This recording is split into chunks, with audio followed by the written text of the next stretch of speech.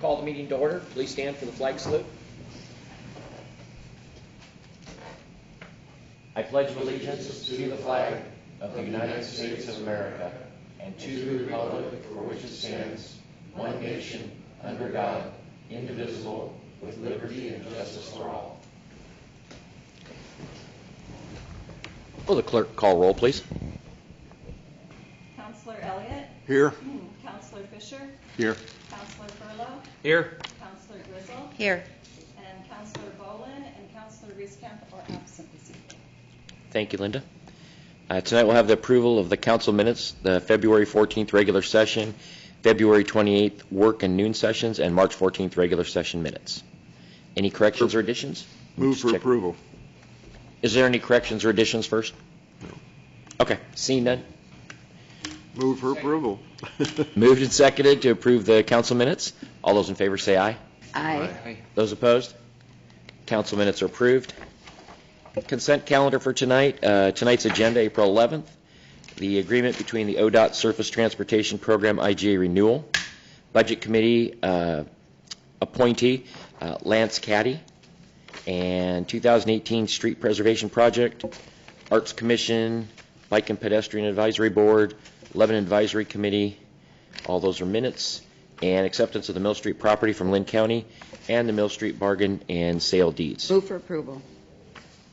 Second. It's been moved and seconded to approve the consent calendar. All those in favor say aye. Aye. Those opposed? Consent calendar's passed. Okay, we have a couple of proclamations tonight. Actually, have a few. Thank you. First off, City of Lebanon Arbor Day proclamation, April 25th, 2018. Whereas in 1872, J. Sterling Morton proposed that a special day be set aside for the planting of trees, and whereas this holiday called Arbor Day was first observed with the planting of more than 1 million trees in Nebraska, and whereas Arbor Day is now observed throughout the nation and world, and whereas trees can reduce the erosion of our precious topsoil by wind and water, cut heating and cooling costs, moderate the temperature, clean the air, produce life-giving oxygen, and provide habitat for wildlife.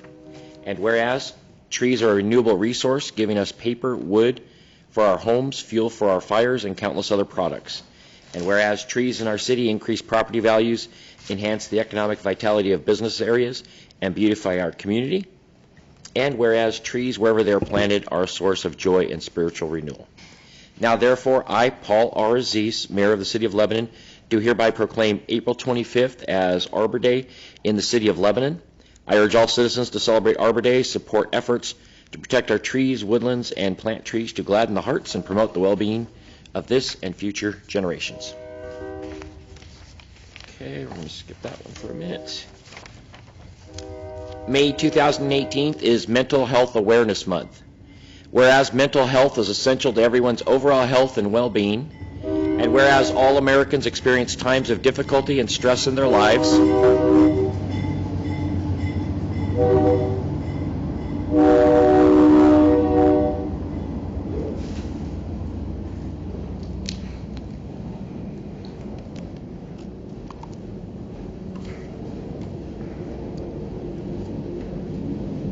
That helps, Matt. yes.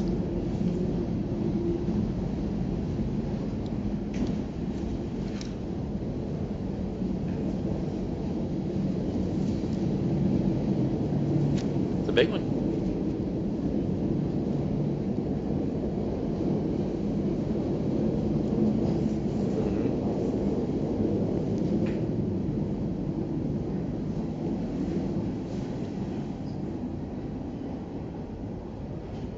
Whereas with effective treatment, those individuals with mental health conditions can recover and lead full, productive lives. And whereas each and every one of us has a responsibility to promote mental wellness and support prevention efforts.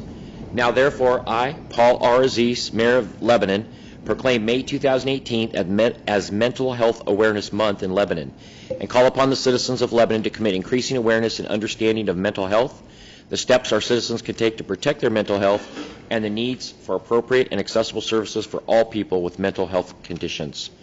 And we have information is up up there for the audience if anybody wants anything, some mental health resources and information. And also Thursday, May 24th at 8 to 5, there's a youth mental health first aid training. And that will be contact Lynn County Health Services, and that information's on the back table there that you can get. So, and there's also an adult one on Wednesday, May 9th, adult mental health first aid. So, very important things for our community. Next up, City of Lebanon National Volunteer Week proclamation. Whereas the entire community can inspire, equip, and mobilize people to take action that change the world, and whereas individuals and communities are at the center of social change, discovering their power to make a difference, and whereas during this week, all over the nation, service projects will be performed and volunteers recognized for their commitment and service, and whereas the giving of oneself in service to another empowers the giver and the recipient, and whereas experience teaches us that government by itself cannot solve all our nation's social problems, whereas our country's volunteer force of more than 63 million is a great treasure, and we are vital to our future as a caring and productive nation. Now, therefore, I, Mayor Paul R. Aziz, hereby proclaim April 15th through the 21st, 2018 as National Volunteer Week in the City of Lebanon, and urge my fellow citizens to volunteer in their respective communities. By volunteering and recognizing those who serve, we can come together to make a difference. And the exciting thing is, our community is held together by our volunteers. I mean, we could not operate even as a city, I think, sometimes without our volunteers. And just a big thank you to everyone who volunteers, and encourage more volunteers. City of Lebanon Older Americans Month proclamation. Whereas the Lebanon includes older Americans who richly contribute to our community, and whereas Lebanon is committed to supporting older adults as they take charge of their health, explore new opportunities and activities, and focus on independence. And whereas Lebanon can provide opportunities to enrich the lives of individuals of all ages by involving older adults in the redefinition of aging in our community, by promoting home and community-based services that support independent living, encouraging older adults to speak up for themselves and others, and providing opportunities for older adults to share their experiences. Now, therefore, I, Paul R. Aziz, Mayor of Lebanon, hereby proclaim May 2018 as Older Americans Month. I urge every resident to take this month to acknowledge older adults and the people who serve them as influential and vital parts of our community. And lastly, we have the Medal of Honor Host City Program proclamation. Whereas the Medal of Honor is our nation's highest award for valor presented to a member of our nation's armed forces for acting above and beyond the call of duty during combat with an enemy of the United States and at the risk of death while saving others. And whereas Oregon has been home to 26 Medal of Honor recipients from the United States Army, Army Air Forces, Navy, and Marine Corps who served in 8 wars in 10 countries during a period of 108 years, beginning with the Civil War and ending with the Vietnam War. Whereas during the 79th Legislative Assembly, the Oregon Legislature and Governor Kate Brown designated all 451 miles of U.S. Highway 20 as the Oregon Medal of Honor Highway, and 12 cities to which 26 Medal of Honor recipients are connected as Medal of Honor cities. And whereas Edward C. Allworth, after being granted a degree in commerce from Oregon Agricultural College with the class of 1916, served in France as a captain with the 60th Infantry Regiment, 5th Division during World War I, and was awarded the Medal of Honor for gallantry during combat on November 5, 1918 at Cléry-les-Petits, France. I'm not good with French, sorry. Whereas the 451-mile border-to-border Oregon Medal of Honor Highway passes through Lebanon, the location of the Oregon Veterans Home, named and dedicated in honor of Edward C. Allworth on September 20, 2014, and whereas the City of Lebanon is a proud partner with the Edward C. Allworth Veterans Home and deeply appreciates the service and sacrifice of our nation's Medal of Honor recipients and the positive role that they've played in their communities across our nation for over 150 years. Now, therefore, be it resolved that the City Council of the City of Lebanon, Oregon, hereby proclaims Lebanon a Medal of Honor city. And we have Jeremy Woodall from the Veterans Home. If you'll come up to the front here, and I'll present you with this signed plaque.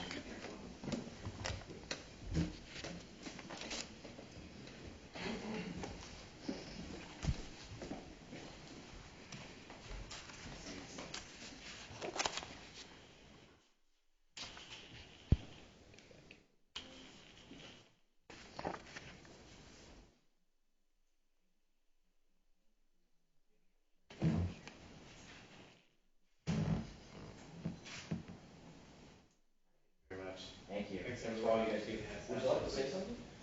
Go ahead. Sure. Well,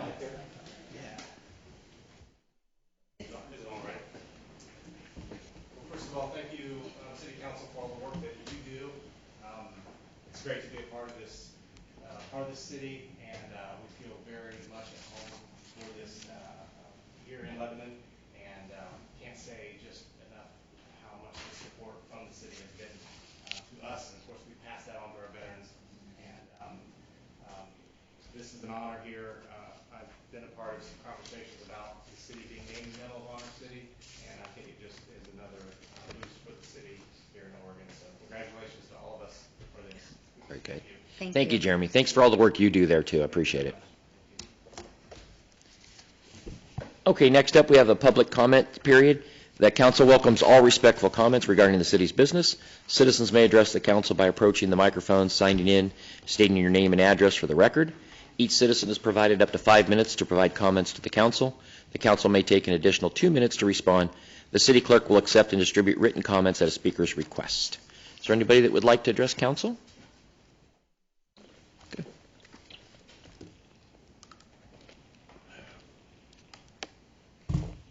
The light music's on, is that correct? No. Okay, so, anytime I name a person, I'm going to say I can't either this time. Mayor and these, council members, my name is Tammy Harvey. I live at 90 East Elmore, Lebanon, Oregon. And I have a couple of questions. Number one is, in light of the new interest in fluoride, and actually it's being looked at some 39 courts right now, and we're asking for more information on it. Does the city of Lebanon have any change of mind about that? About how we handling that? Sorry, especially with the new water treatment plant coming in. Did you want to address that? Or it's been brought to council before, and one of the things, there was a group of people that were very interested in us not doing the fluoride in the water, and we had explained the process to them to get a petition so we could put it on the ballot. The council voted to not put it on the ballot from the council point of view, but it still could be done by a citizen referendum, but it's nothing we've done. And I'm not aware of anything new that's come up, so I'm... I actually have a couple of links that I'll write down and share maybe. Okay. I didn't have my computer would not allow me to print as before tonight, so it was Sure. unfortunate. But it's brand new, like, as in February and March of this year. Oh, okay. Yeah. And the other thing was, because, so Arbor Day is the 25th, right? That's the day of planting trees. Mhm. My understanding with 5G is that less trees is better, so I was confused by that when I heard that. I'm sorry, what? With the interest of the 5G towers, the small towers, they're going to cover up for the phones and everything. Oh, uh-huh. Trees are making it a little more difficult for those signals to get through. I don't know. I'm not familiar with the 5G technology yet, so Okay, so you I don't know. no chance on that. yeah, and I don't know. And that, we're going to have trees. We're not going to cut down trees for cell phone towers. I guarantee you that. Yeah, So, yeah, no. That's all. Okay. Thank you. Thank you, Tammy. Is that microphone working, Linda? Yeah, I don't think that it is. Yeah, everything else is coming in clear, but not the mic. I'm sorry about that. I don't think it's working. Don't believe so. Testing, testing. Yeah. Testing. Testing, testing. Yeah, that one's working.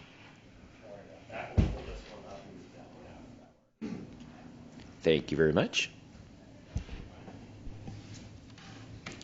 Okay, is there anyone else who would like to address council? Someone in the back had raised their hand earlier. Was that Wyatt? Sure, come on up.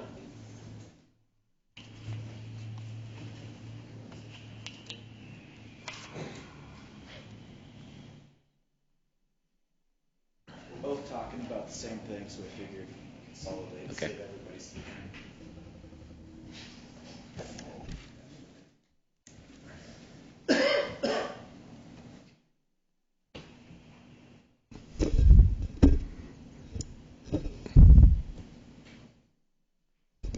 I know who Wyatt is, but what was your name? Nick? Nick? Thank you. So when each of you speak, could you pull the mic up to yourself? For sure. Thank you. mean, I was prepared to just yell. I'm a bit of a loudmouth. Anyways, we're excited to be here tonight to hear Chief's presentation on the 5th Street traffic, easing of that situation, and definitely wanted to thank LPD for your time and attention to our neighborhood. Every time there's a patrol car out there, we see a great effect on people being scared to break the law. You know, it's funny what a cop car will do to people behaving. We're also really excited because thanks to Frank's help, we're doing, I don't remember what the actual name of the program is. Neighborhood Speed Watch. We have a radar gun now, and it is all kinds of fun. Oh, wow. I've caught somebody going 37 miles in a 25 and gotten flipped off already, so that is really exciting. Good job. You're doing something right. Welcome to my world. And we're hoping to see more action. We're excited to see what the chief comes up with recommendations, and we're ready to help. I am particularly wanting the contact info for whoever the ODOT decision maker is on the school zone, because we definitely think that it needs to be a school zone, and I am very prepared to Shawshank the guy, send a letter every day until we get some action. But yeah, again, thank you for everything that LPD does. We're excited to see what the city comes up with. Looking forward to the presentation. Thank you, Wyatt. So several months ago, when we started this journey with the chief and the city council, we brought to your guys' attention a number of issues that we felt were concerning, along with some that were related to the school board. Now, the chief's done a great job to do everything that he can from his point, but like Wyatt said, we've been extremely grateful for all that. However, I feel that the city still needs to step up and help some.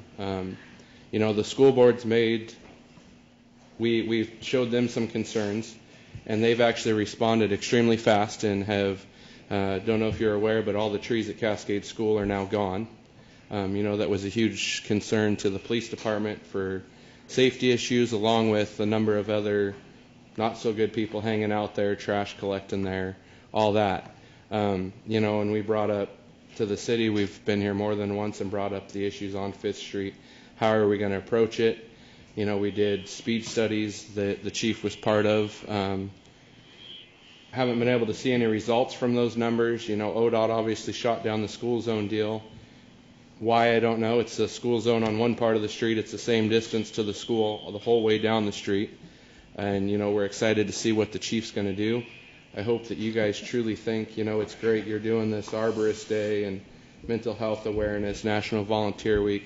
You guys can make decisions on that, but you can't make decisions on a neighborhood. And I know we're not the only neighborhood, but that can endanger someone's life because of the speeding. Like Wyatt said, we've done a radar gun. Unfortunately, the chief wants some, part of the program is to get license plate numbers. Kind of hard to do when a car goes by at 37, 39, 40-something miles an hour. But, the statistics are now that there's a radar gun that's tuned, certified, the whole works. We are seeing speeds. Whether we can get the license plate number or not, that's kind of a minor thing. The fact is that we do truly have data saying that they are speeding in that area. And it's posted as a school zone, even though, I guess, legally the police department can't enforce that area, even though it's posted. So, I hope you guys take the time to truly sit down and think, how are we going to help this community? Like Wyatt said, love to get the ODOT contact information of the guy that denied it. I've tried. Chief didn't have it. I've called ODOT, tried to find out. Obviously, they won't help us. So, hopefully you guys can help us in accomplishing to make our town safer. Wyatt said, we're here to volunteer. We've already volunteered. We've went to the school board, so please take some time to really consider it. Okay. Thank you. Any questions, anybody? Okay. Yes, go ahead. The gentlemen are correct to recognize the police department's efforts here. I know they've been doing a lot. I think you also know that our engineering services division and our maintenance department have also been very involved from their side of engineering and traffic control and all that. So just wanted to make sure that we recognize them, because they've been putting in a lot of extra time on that. That's all. Okay. Thank you, guys. Is there anyone else that would like to address council? Okay, one last call. Seeing none, we'll move on to the regulars. Oh, sure.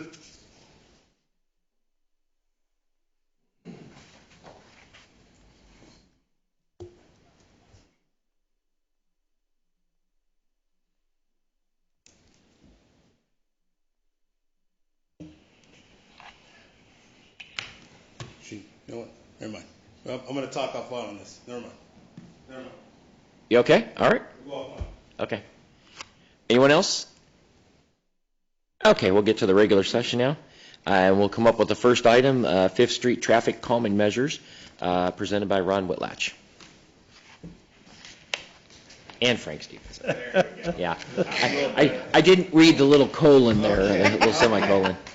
And Frank Stevens. Thanks, Ron. I can tell you what Frank has done and not done, so, no.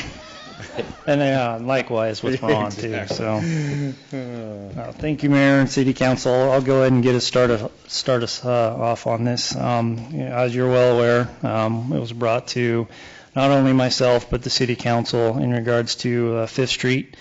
This is the section between Airport and Key Street. With speeding issues, and there were some other issues that were going on in that street as well, other than just speeding. But the primary focus was on speeding. During that time, one of the first things we did is try to recognize, okay, what is this actually considered a school zone? It is not posted. It is posted in some sections, but the sections that we're talking about here is not considered a school zone. Why that is, I couldn't tell you. I don't post the signs. I don't make up those rules. But it's not. The speed limit is 25 miles an hour through there. So one of the first things we did is take that information that we're getting from the neighborhood and try to deal with it accordingly with extra police presence. For instance, we did some focus patrols in that area. We set the radar trailer out there. We set an empty patrol car, which worked for the first probably hour until people recognized the fact that there was no cop sitting in the car. And I'm surprised our car wasn't damaged, actually, to be truthful with you, but it wasn't. We did set up a neighborhood watch, attended a few meetings, listed some concerns, did some safety checks within the area. And we did come up with, reached out to Ron, reached out to Jason for assistance, and with their expertise when it comes to the traffic counting. This is something I don't do, so I had to reach out to their expertise on that, in which a study was conducted, and I'll let Ron touch on that here in just a minute and give you the results on that. But basically, in a nutshell, we try to be in that area as much as we can, but there are other areas within the city that we need to address, other schools, other school zones, and whatnot. But, you know, it obviously is an area of concern, and we came up with the help of Rebecca actually pitched this idea to me a few years back about a neighborhood speed watch program, and what that's designed to do is give citizens or neighborhood watch groups a tool to help me identify what the problem is, and help them to see actual speeds with an actual radar gun. The idea behind it is for them to sit out there in a car and run radar, just as a police officer would do, and help me record those speeds. And if they can, give me a license plate so I can send them a letter letting them know that their vehicle was seen speeding in the area. I talked to Nick real briefly just about a half hour ago, and they were able to go out, I think it was last night, and utilize this tool. And there's still some things that I feel that we need to work on to make this program a little bit better. He is right, it is hard to see a license plate, so trying to work out how we can accomplish that safely. You know, the speeding and the flipping off, you know, that's unfortunate, and I really truly wish that people, excuse me if I'm talking out of text here, but I can't fix stupid, and I really wish people wouldn't be stupid and speed, especially in that area. But unfortunately, some of it is that people don't pay attention. And I feel that that's probably one of the main things that we're focused in on is, we've heard about distracted driving. Well, this is a form of distracted driving. They're just not paying attention to the proper speeds that they should be going in a residential area. And I've been talking a lot. I'm going to turn it over to Ron so he can fill you in on the actual study that was conducted within this area. Thanks, Frank. So, as Frank mentioned, we did do a speed study. We put out our pneumatic tubes, and what that does is it calculates car speed by how fast the tires go over it. We came back with a speed study that said that about 50% of the vehicles are 25 miles an hour and less. The 85th percentile, which is what speed limits are set at, was 29.4 miles per hour. So typically that's where your speed limit would be set. So if anything for the street, I know it seems backwards, you'd really set it at about 30 miles an hour. Now when you say 85th percentile, what that means is 85% of the cars by volume were 29.4 miles per hour and lower. That doesn't mean that everybody was doing that. It's kind of a hard calculation, but the reality is the speed limit is about what it should be. The outliers, the 15%, 85% and above, I think Frank summed it up pretty good. I think we have those all over. That's why we have law enforcement. There's not a lot you're going to do with signs short of narrowing up streets and doing stuff that you're going to fix that kind of a speeding infraction. At least that's what the studies have shown. So that kind of gives you an idea of where the speeds fall down there. And I think this is pretty typical of most of our residential streets. We use the 85th percentile to set speed limits because studies have shown that 85% of your drivers don't want to have a crash. They want to drive a safe speed to get to and from where they're at, and most motorists will drive at a comfortable speed and not necessarily check their speedometer, but they're within that 85th percentile. So is our police department going to go out and write tickets for 4 miles an hour over 25? Probably not on somebody like that. They are over, but they're within a range that would be typical. Now in a residential area, 5th Street down there is pretty wide. If you get into a narrow street, a lot of it is what the street conditions are, how many people are out, how many cars are parked on the road. I mean, there's variables all over. So that's kind of how we look at speeds. And it's not necessarily because of the location of the street. It's based on what the motorists are doing.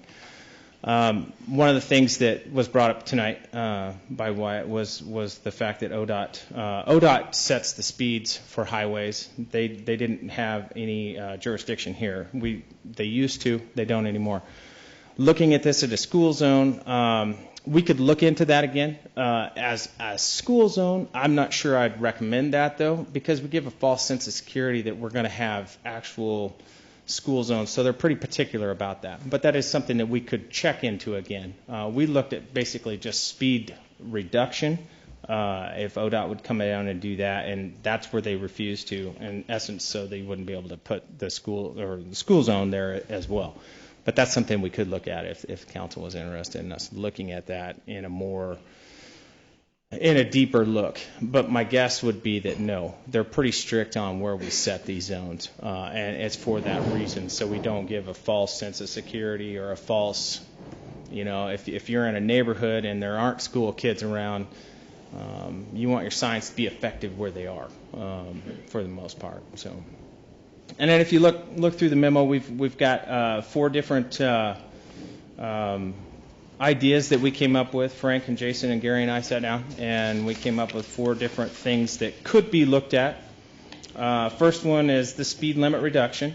By ordinance, local jurisdiction can lower the speed limit on a residential street with the criteria listed there below by 5 miles per hour. We looked at that. We don't believe that that's the answer based on what we're seeing out of the speed study. We're not going to solve the people that are on that 15% with reducing the speed limit. They're already in pretty serious violation already. So to lower that, it really is not going to get their attention. At least that's what we believe. Also, to do that, we would have to then start signing all of our residential streets. Because Oregon law states that if it's not posted residential, why then it's 25 miles per hour. If we chose to start doing some and not others, I think it would probably be very confusing to motorists which streets are 20 and which ones are 25. You definitely have to post the 20 mile an hour streets, but it could become confusing. So we estimated that cost at between $80,000 and $100,000 for our guys to go out and that's very rough, keep in mind. But that just to put street signs in and maintain those. So that was that. Speed bumps, another one. We get calls on these all the time. Hey, could we put speed bumps in?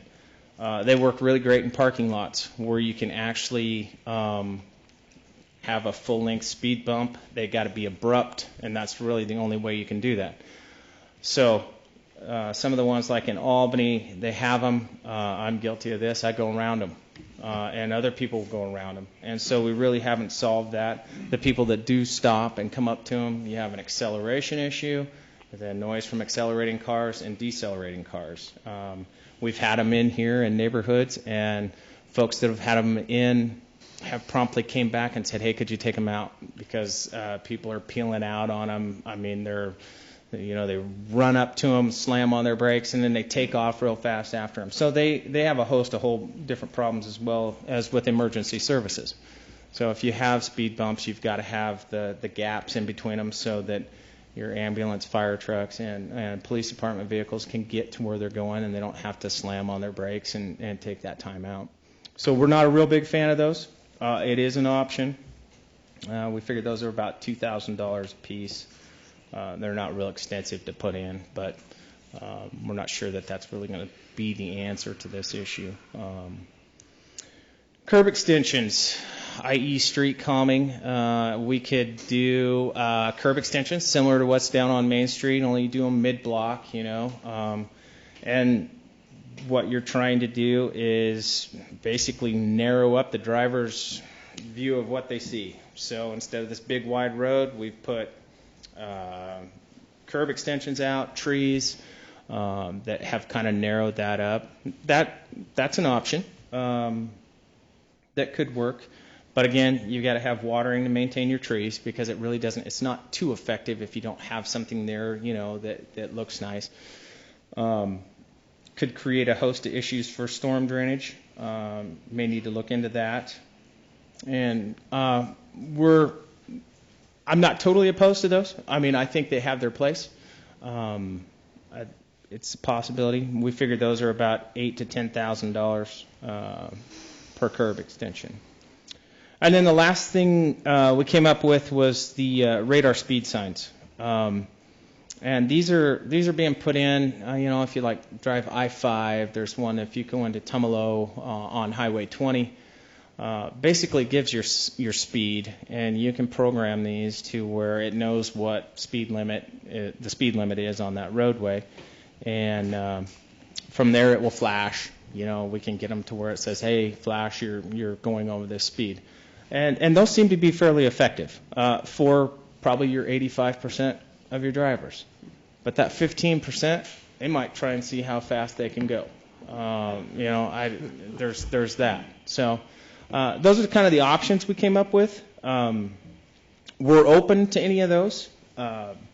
Obviously, our recommendation would be to start with the radar speed sign, start small, and see if we can make an impact at that point before we took on anything too major there. So with that, Frank or I can answer any other questions you have.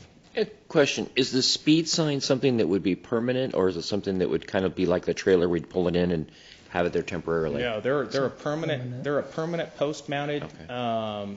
You get them with the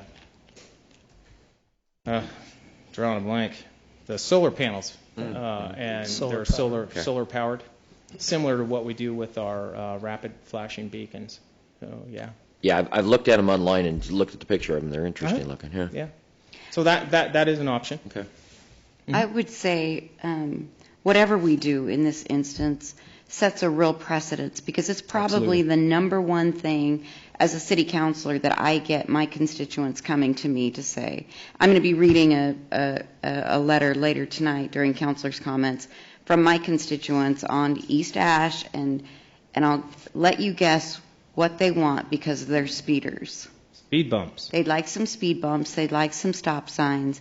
They would like, and so I think whatever we do here, if we put speed bumps there, then East Ash is going to say, and 2nd Street is going to say, and I've got people all over that will say, aha, that's what we do. So whatever we do, we will be doing from here on out. I am opposed. We've had long discussions about speed bumps. I'm very opposed to riddling the city with speed bumps.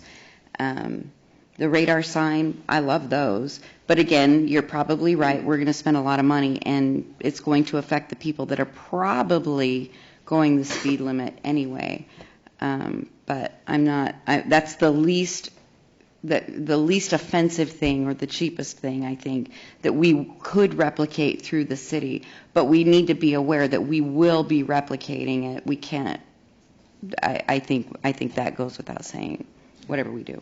And if I may, I mean, that's one of the most frequent complaints that I hear as well, is speeding all over town. Right.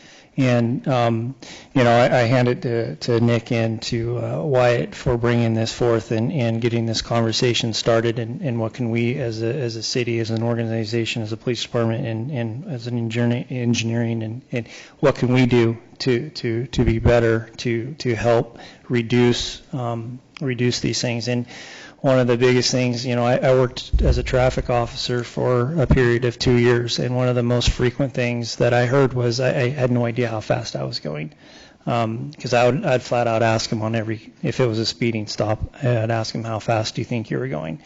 And I'd say probably about 97% of the time they had no idea. They just weren't paying attention. I hear that quite frequently, paying attention. One of the things that me and Ron and Gary and Jason talked about was these flashing signs, and what that does is it draws your attention to how fast you're going, and it helps people pay attention a little bit better into reducing their speed. And, from what I'm understanding, these are fairly inexpensive, and if it is a precedence that we're starting, then that's a good start. At least it can start the process of people starting to pay attention and knowing that, okay, it does flash. There's a few over in Albany, and it's caught me. I'm 30 miles an hour, and it's 25 mile an hour zone, and it's flashing that I'm going 30, and I go, okay, it's 25 through here. So, like Ron pointed out, we're going to have those 15% of the people that I'm going to see how fast I can get this thing going. And I wish that I could have a police officer or myself be there when that happens. But that's just not a reality. So, I'm sorry. Gary, go ahead. I just want to take off from what Frank just said about the flashing speed sign. I think people in this area might be familiar with the one in Tumalo over in the Bend area, if you go over there at all. It gets your attention, but the one that I have a lot of experience with is on Highway 30 north of Portland. I have family that lives up in Scappoose, and there's a little community on the way on Highway 30 called Linton. And some years ago, there was a little girl who was hit on the highway, tragically killed. And so the state of Oregon came in to look at what they could do. This is what they decided to do. They put in these flashing signs, and you're going 55 or 60 along the highway, and you see the 35 mile an hour sign, and then a little bit farther down, if you're not decelerating, there's the flasher, and it catches you, and it's this bright yellow light, and it flashes at you, and it gets your attention. I'm not even sure the 15%. I mean, there may be some crazies. We can't control the world from crazies, but I go up there quite a bit, and I've never seen anybody run by me, speed by me in that zone after seeing that sign. You can see everybody slow down.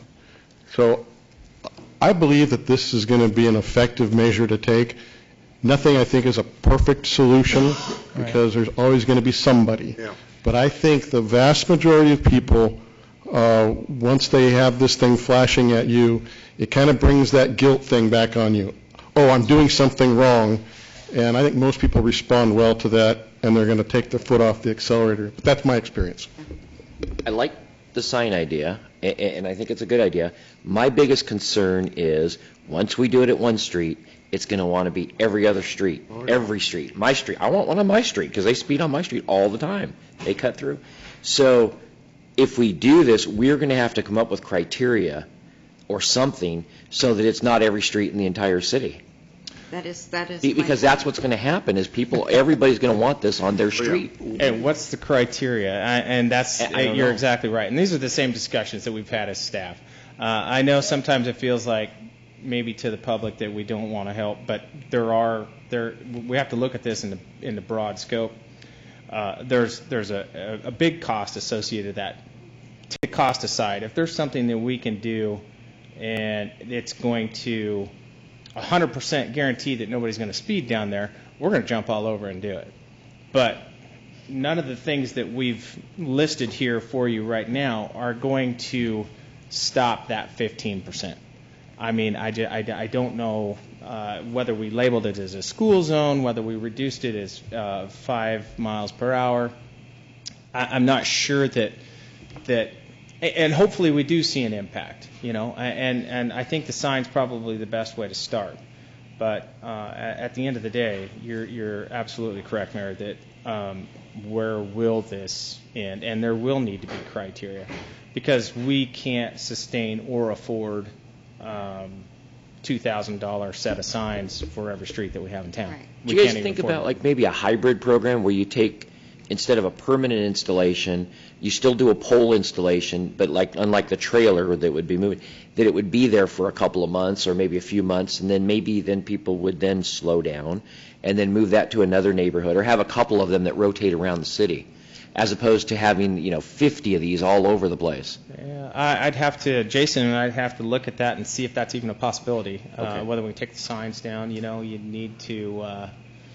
They definitely need to be pole mounted, base mounted, because they're a little bit heavier, and then they've got the little dishes up on top of them. So something we could definitely look into. Yeah. Well, what if we try to test, and we put one of these in as a testing facility, and we monitor the traffic in the area, and at 15% we're still doing it, we know absolutely in our city it was not a deterrent, or it was. Or it reduced the average by 0.5% or whatever.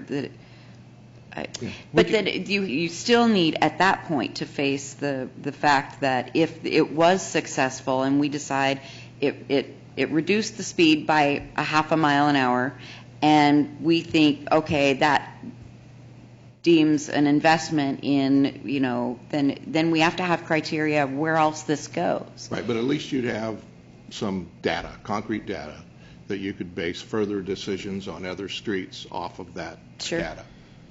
I like the idea of a test Yeah, I do too. or a full implementation. And I'd also like to see the criteria established. So help me define what that looks like. So when you say a test, you'd like us to maybe go out and purchase a couple of these signs, set them up out there. We could potentially put our traffic counters back out. That'd be the only way that I would know to Right. see if it's making any impact. Yeah. And try it that way. Maybe you install it and then wait 2 weeks Yes. before you do your test again, Okay. so that you have an implementation phase. Yeah, we could do something So, like that. I think it's important to establish a set of criteria for a test, a set of criteria if it were to be permanent, and then let us review that before we implement the test. And no fair Wyatt going over 5 miles an hour What would 50 times to skew that average. What would you like to see in the criteria? I mean, when we look at criteria for something like this, are we looking at a complaint-driven basis? Are we looking at, I mean, what would we want to see? Blocks to a school, how close you were to a school, or or how far over the speed limit, an initial speed test might. Oh, there you go. You know what I think? I think we do the test first. Let's see what the test does to inform us.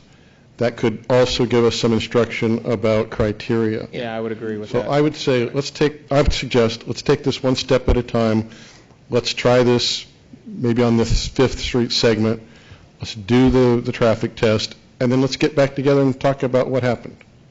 Yeah, I like it. I'd agree. I mean, there's been a lot of work that's been done on Fifth Street and already, and I think we have some criteria that's there with the help of Wyatt and Nick too. Is they can help and assist us. They're here to help us as much as we're here to help them. So, having that in place and testing that in that section, and we already have some data that's been collected. I'm sorry.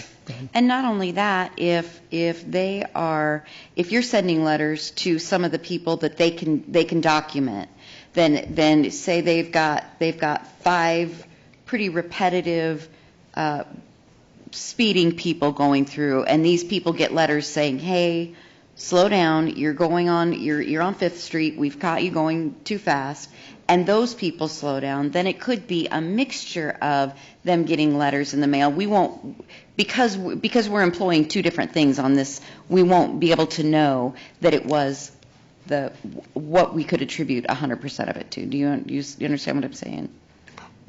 Yeah, and that's a good point. I think though, if we wanted to have a testing period where the only thing we were doing were the strips across the street, maybe Frank's not sending letters during that period of time, then we've isolated a period of time. Yes. It's important that we do one thing or the other. That's a good point. If you're going to measure. And I'm 100% in agreement of doing one thing at a time, but I also think that we ought to do something about putting some press release out, working with the media, because the problem is it's been identified here is not just on 5th Street. It sounds like it's a universal problem throughout the community. So let's start talking about that. And let's get a broader campaign to try to bring some of this under check. The problem is, as they've mentioned, is it's this small majority or minority of people that continuously are doing it. If we raise fines, if we lower the speed limit, they are still going to break the law. I know. And it's not, there's going to be that small percentage. And they're the ones that cause the accidents and have the problems, usually. But there's a certain amount of individuals that implementing some procedures along with a public relations campaign that could address the Hawthorne effect a little bit, and we could get some compliance out of that. I think there is an opportunity, particularly when we implement this test, to publicize that test as just a general, some general knowledge for the community that we are looking more closely at speed and that it is a problem. I mean, while we're doing it, wouldn't it be a good time to publicize it? I would recommend not publicizing it. I think it So skews it's like your an test. everyday thing, yeah.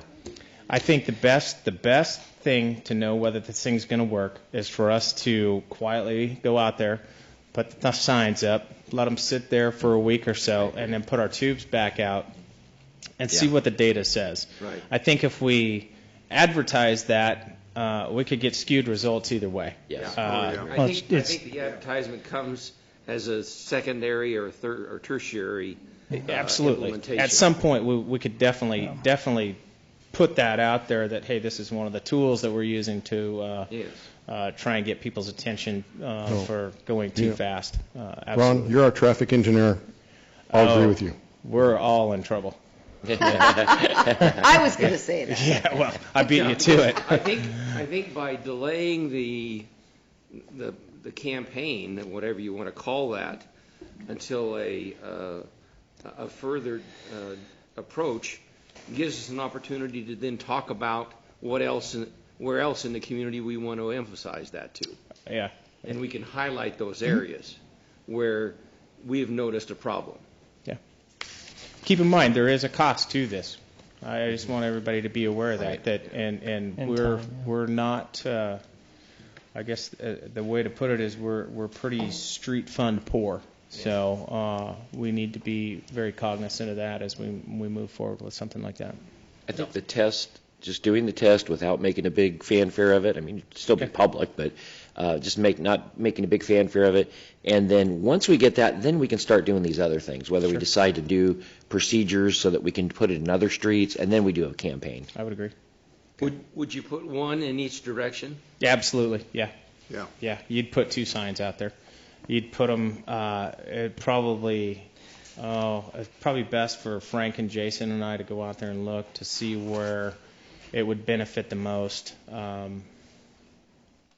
Off the top of my head, probably mid-block, but because you wouldn't want them, or you could put one on one end and one on the other. We'd have to see how the signs are configured. I've never installed one, so we'll have to kind of look at that and see what that is, what happens. But you'd want to I think too, I think something to also think about as we're moving forward on this is this area is pretty specific. I mean, it's between 2 schools. You have. And maybe that's the criteria that we want to move forward through in the future is let's focus in on the school zones, because really that's where the dangers are. That's where kids are out walking, and that's where high school kids and people, parents dropping kids off and whatnot. Maybe that's what we want to really focus in on is these school zone areas. But first, like you're saying, is we'll get the signs, see what those look like, and do the test and see if that actually does help. That's a good idea. Yeah. Any other questions?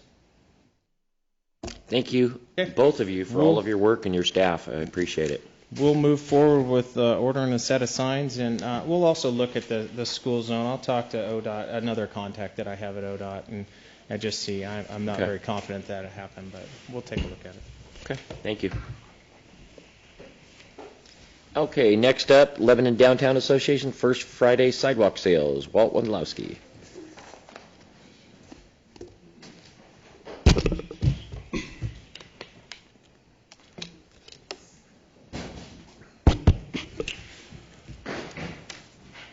Good evening, Mayor, members of the council. The Lebanon Downtown Association is going to be conducting events called First Friday. Never guess when they're going to be held. Okay. And this is going to start in May and go through September. And what they're hoping to do is to really work with businesses to have outdoor sales during the events. So the events will have music, entertainment, games for the kids. We're trying to make this very much a family affair. Normally, if each of these businesses came to the city and said, I'd like to do something special because it's on city property, it would take a temporary use permit for each and every business. However, our development code definitely allows the council to simply go ahead and say, this is a community-wide event, it is certain community interest, and by resolution basically grant blanket approval to each and every business. The resolution includes the dates, the times, the limitations. I will note that I think the council about a year ago passed a similar resolution with regard to other sidewalk sales. I can't say for certain if that was successful or not, but those have occurred. And again, it's our recommendation, unless you have any particular questions, that you pass this resolution. Thank you. And can we kind of keep the talking down in the audience back there, please? Thank you. Okay. We'll have the city... Actually, we have questions. Any questions of Walt? Matt? City Attorney, read the resolution, please. Resolution number 2018-7, a resolution allowing temporary downtown sidewalk sales as part of a First Friday celebration. Move for approval. Second it. It's been moved and seconded to approve Resolution 2018-7. All those in favor say aye. Aye. Those opposed? The resolution passes. Number 3, South Santiam Enterprise Zone redesignation. Walt Wendlowski. Okay, thank you again, Mayor, members of the council. As you are aware, in 1986, Lebanon was granted an enterprise zone called the South Santiam Enterprise Zone. This zone is designed to provide financial incentives for industrial users. Over time, more jurisdictions joined us because it was, A, convenient, and in other cases, their enterprise zone sunsetted. And in time, we had Albany, Millersburg, Tangent, Scioto, Lyons, and Lynn County are current members of our South Sanyam Enterprise Zone. The zone is currently managed by agreement with the Albany Millersburg Economic Development Corporation. They don't charge a fee for the service. Our zone will sunset on June 30th, 2018, and we must reapply if we choose to continue having an enterprise zone. I've reviewed the preliminary sort of application requirements, and the city still qualifies. We do not have a significant income versus the state. We still have pockets of poverty, so we certainly qualify for this zone. Last month, 2 months ago, I talked about various options that the city might want to consider for the new zone. I think the council overall was concerned with the complexity of the relationships we've had in the past. If they want to grant some sort of approval in Albany, it had to be voted upon in Lebanon, had to be voted upon in Millersburg, had to be voted upon in other communities. And I think the direction of the council was certainly to try to keep things in-house where we have more control over the zone. The stipulation was, though, a co-sponsorship would be acceptable provided we can maintain that control, internal control of how the zone operates. I did contact Business Oregon, and the word we got from them that we're certainly welcome to do so. The irony of their comment is we've always been able to do so. But for whatever reason, the zone has always had everyone approve everyone else's actions. So, with that in mind, it is certainly staff's recommendation at this point in the report that we co-sponsor with Lynn County the new South Sanyam Enterprise Zone, and it would include all the industrial land within the city of Lebanon as well as land outside our city limits but within our urban growth boundary. Now, why do we need to co-sponsor with Lynn County? Because they still control the land outside of our city limits. So we need them as a co-sponsor. The zone boundary, the map, I've included the map in the packet. It includes about 1,420 acres. It meets all the requirements for distance, area, everything else that the state requires for a rural enterprise zone. Now, to redesignate this, the actual work is covered under ORS 258C, and we must contact the local taxing jurisdictions and ask for their input. This is not a public hearing per se, but a public meeting to gauge their concerns. I mailed a letter to all the taxing places, including us. I actually had to hand one to Matt and say, you're in charge of the Urban Renewal District in terms of the finances, so I must let you know. And at this date, I have not received any comments. The only issue we had was a discussion with the fire district. The chief just wanted to know how the enterprise zone works, and what the impacts are. But they had a meeting last night with their board, and they saw no issue, and I have an email to that effect. Just in summary, the South Sanyam Enterprise Zone, it still qualifies for zone status, so that's good. The other thing, it complies with statutory limitations such as area and distance limitations, so we're within the application requirements.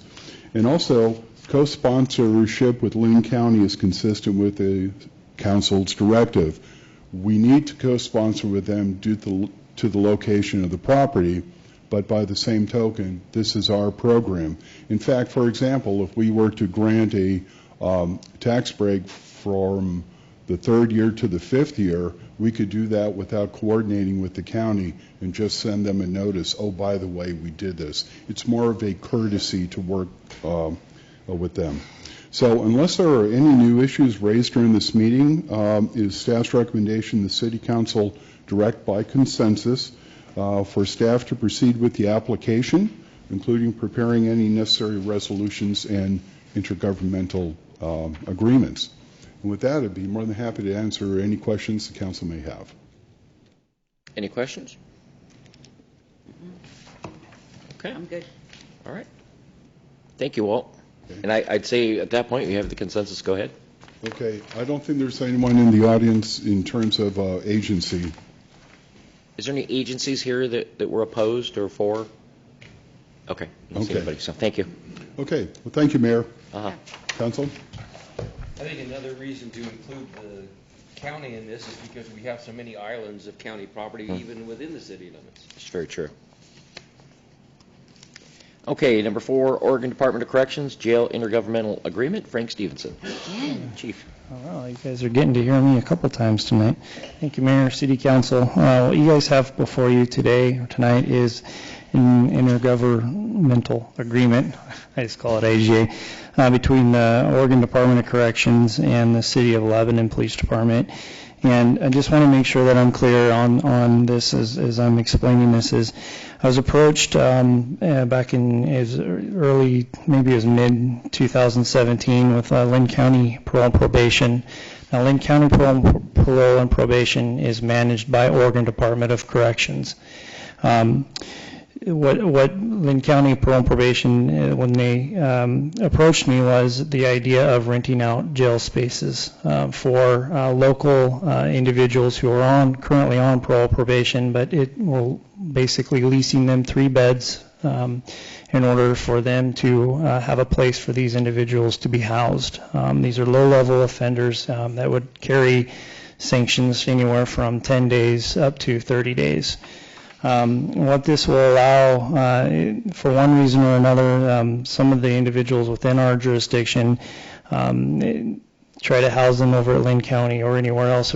There might not be jail space available for them. So what we're trying to accomplish here is twofold. One is to allow Lynn County Parole and Probation to house inmates, basically guaranteeing them a jail space for inmates or for those who are on parole and probation, and to ultimately to help reduce the crime rate within Lebanon. And I guess there's 3 points that I was trying to make, and one is this doesn't come free.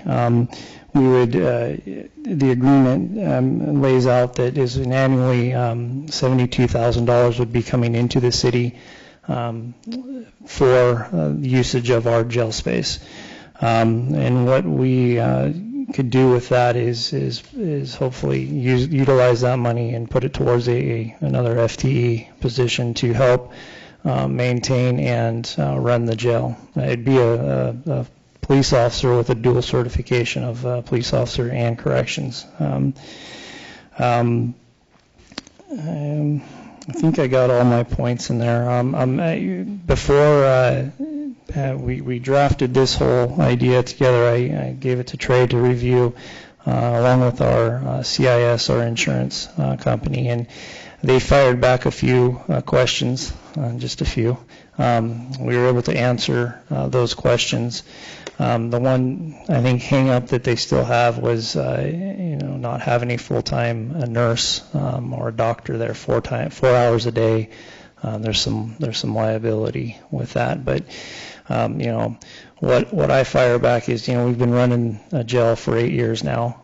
We do have 2 nurses that are on-call basis, and we have a doctor as well that we have as an on-call basis. They're not there 4 hours a day, but they do visit us once a week.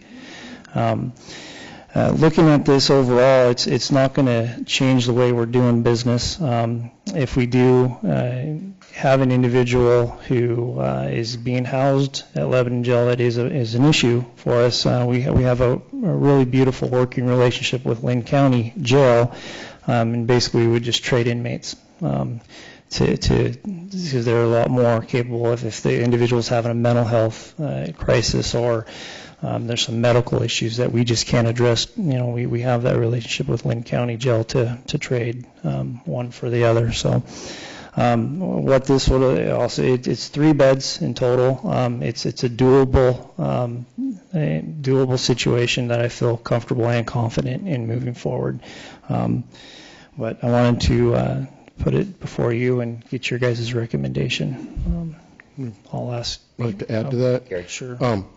We currently have one officer who staffs our jail. So during those hours, 8 hours a day, Frank? Correct. Yeah. 8 hours a day, 5 days a week, we have someone in the jail monitoring what's going on. When that officer is not on duty, our officers who are on patrol are required to come in every hour, come off the streets, check the jail, and that back and forth really becomes a distraction for our officers. So by doing this contract, putting another body in place in the jail for another 8-hour shift for 5 days a week, we bring down that requirement for our officers on the street. And that would be timed during the busy times for our officers where most of the call load is. So this makes a significant impact not only on the jail, but also on our street patrol. I just wanted to make that point. Yeah, and I'll add to that by saying, it would definitely fill a hole that I currently have within our jail system, in that it is staffed, but only by one individual. So this would allow it to be staffed 7 days a week. Question on our trustee program. You guys still doing that? Where you having trustees? Would they be available to be part of that program? Yeah. They would? Yeah. Okay. Yeah, we would run it the same way. It would be our responsibility. Good time would come into play as well. So, and of course, it all would have to go on the matrix that if there's any issues with this individual, then we're not going to allow them out to do work release, is what we call it. Yeah. Okay. Are you sure that you'll have the space available? Yeah. Okay. Yeah. Well, it sounds like a real good idea to me to get another officer in there and let our patrolmen stay out on the street. Yeah. Yeah. Robert? Just a couple of questions related to that. So is the 3 related to our capacity or Department of Corrections need? It's both. It is our capacity and as well as what they're needing and what they're asking for. Second, what do you see as the expense increase to the current jail budget? I believe the current jail budget will remain the same. It might increase a few in food, but I believe it won't increase very much, if anything. I don't see a lot changing. It's just whether we have one individual in there or 3 more additional individuals in there, it's still going to remain the same. Okay. Is that anything, Floyd? Okay. Nope, good. Thank you, Frank. Thank you. With that, I'll accept the motion. Entertain a motion. I so move. Second. It's been moved and seconded to approve the intergovernmental agreement, IGA, with the Department of Oregon Corrections. All those in favor say aye. Aye. Those opposed? Motion passes. Thank you. Next up, police staffing, Gary Marks, City Manager, and Frank Stevenson. I'll start off, then I'll turn it over to the chief. I was really hoping that Councilor Bolin would be here tonight. You'll recall in February I updated the council on our council goals, and one of the issues that we addressed was our police staffing. And at that time, Councilor Bolin expressed some concerns about whether our staffing really was what we would desire it to be. And I took that to heart, and so did Frank. We got together after that meeting and began to kind of brainstorm, how can we look at this better? How can we come back to the council with some stronger definition about what our needs actually are, rather than just the officer per 1,000 ratio that we presented. And Frank, really, I have to give him the credit for this. He came back to me with what he's going to present to you here in just a few moments. Once he's done presenting that, I want to talk about the budget and how this might line up on potential funding and all. But you've already approved one additional sworn officer in effect with the approval of this contract that you just approved. So what you're going to find out from Frank is adding that position and one more gets us to what I think Frank would consider an ideal place for our staffing, and he's going to explain that. So I'll shut up now, and I'll come back and talk about budget here in just a few moments. So Frank. Any questions? You did a great job in summarizing everything. But yeah, so like Gary said, is after the February meeting, me and him kind of sat down and put our heads together. One of the things that I took back and started researching is how other agencies and how other people are looking at staffing numbers. One of the things that I looked at, which I thought which makes perfect sense, is taking a look at the it's called patrol allocations and deployment. It's for law enforcement, and it's a study out of the International Associations of the Chief of Police. And what it does is it not only takes what the ratio of population goes, but it digs a little bit deeper into the demographics, crime rate trends, what service requirements there are with the City of Lebanon for the community. And what it looks at specifically is obligated time, which I would call reactive time, versus unobligated time, which is proactive time. In order to do that, you have to analyze basically about a year's worth of information, statistic-wise, as far as call loads, number of cases pulled. And what I did is I took it a little bit further. I went into the jail. Officers are having to come in and deal with the jail. What I did is I looked at 2017 numbers, and what I came out with was that looking at statistics, you add one individual to our current staffing levels. Well, I'll take it even. Let me back up. Looking at what our current status is what we have is about 4.5 hours of unobligated time. Now that's the proactive time. That's the officers out doing traffic stops. That's the officers doing field interviews, making contact with individuals. Per 12-hour shift. Yeah, per 12-hour shift. Thank you. And that doesn't include their lunch time. That doesn't include a lot of other factors that go into that. But so with our current staffing level, we have a 4.5 hour and 12-hour shift that they're free to do things. Now, what the International Associations of Chief of Police said is ideally what we need to look at is it to be a 50-50 split, and that's an ideal. An ideal direction in which an officer needs to be at is 50% of the time he's answering calls of service. That other 50% of the time is unobligated. That's when he's out patrolling, doing proactivity.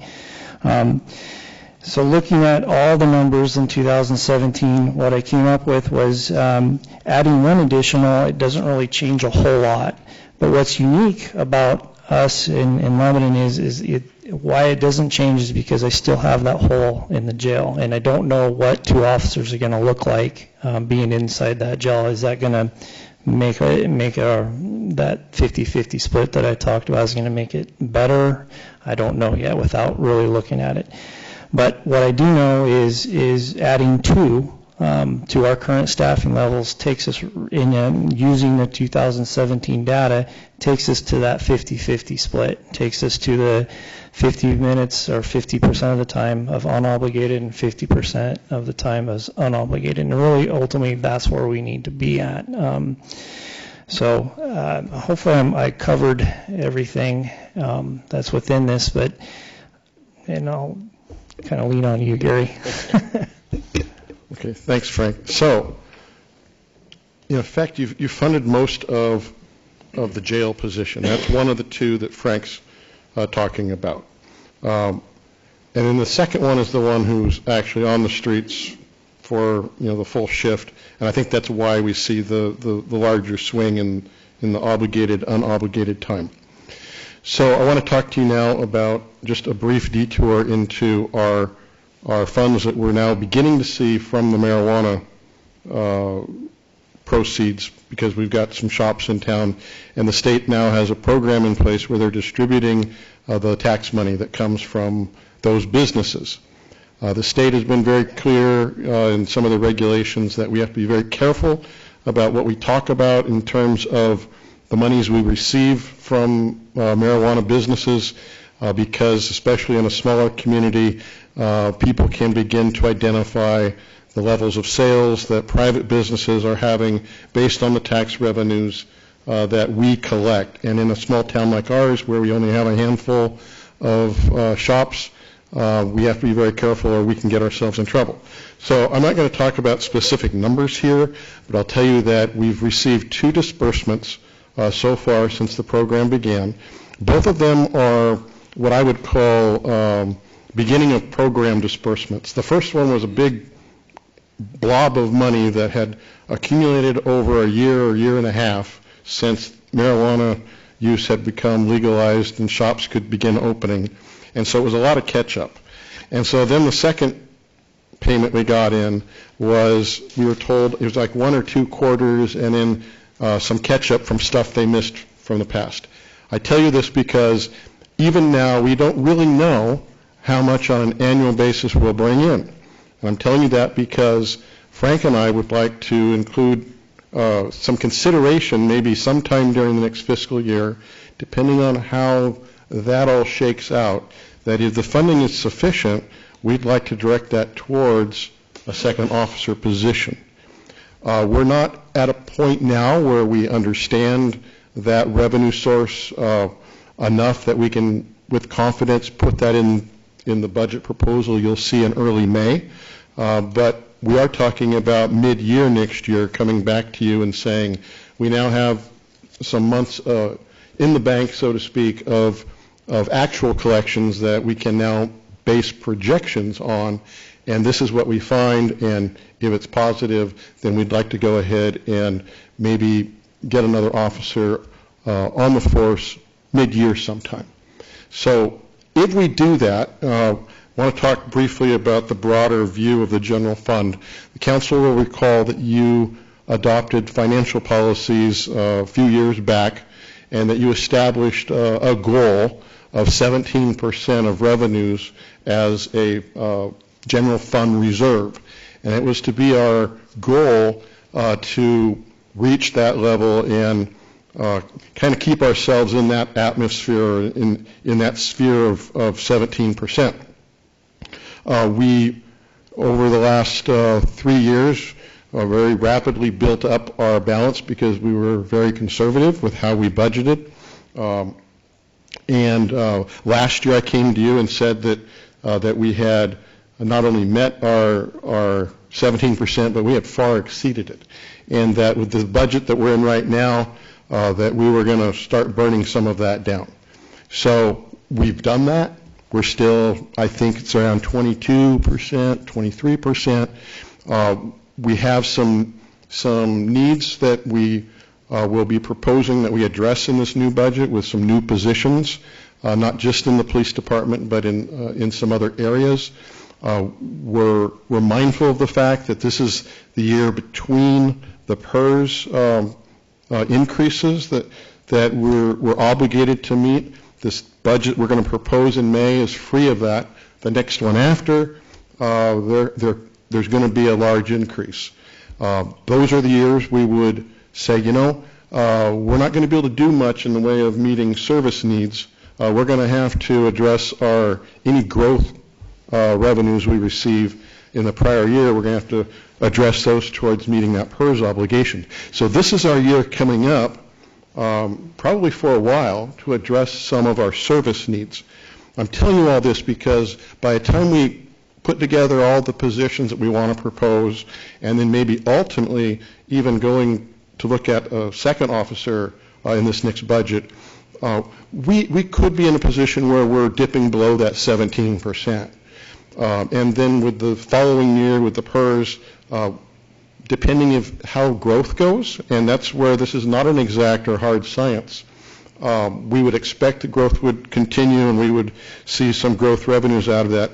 But there's a chance that we could dip down a few percentage points below the 17%.